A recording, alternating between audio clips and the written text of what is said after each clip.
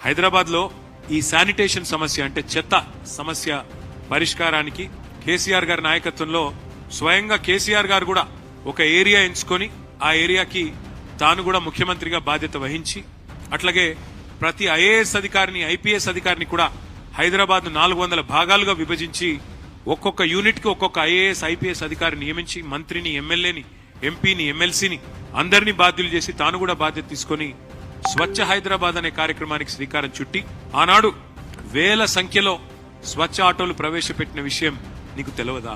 నీ ప్రభుత్వం వచ్చినాక ఈ 2 ఏళ్లలో ఒక్కటంటే ఒకటి కొత్త ఆటో కనీసం ప్రవేశపెట్టినవా చెప్పగలుగుతావా?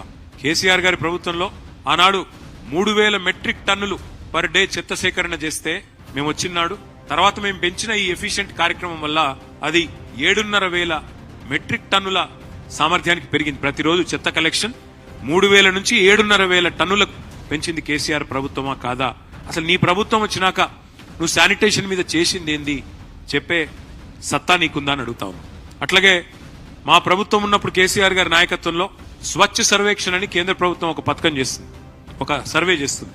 స్వచ్ఛ సర్వేక్షణ్ లో మా మున్సిపల్ డిపార్ట్మెంట్ ఆనాడు 34 అవార్డులు సాధించింది. బెస్ట్ మెట్రోగా హైదరాబాద్ అవార్డులు సాధించింది. 5 ఏళ్ల పాటు వరుసగా best quality of living in India ఉన్న నగరం ఏంది అని మెర్సర్ అనే సంస్థ సర్వే చేస్తే నంబర్ 1 సిటీగా హైదరాబాద్ వచ్చింది. ఈ అన్ని విషయాల్లో చర్చకు నువ్వు సిద్ధమా నేను అడుగుతాను.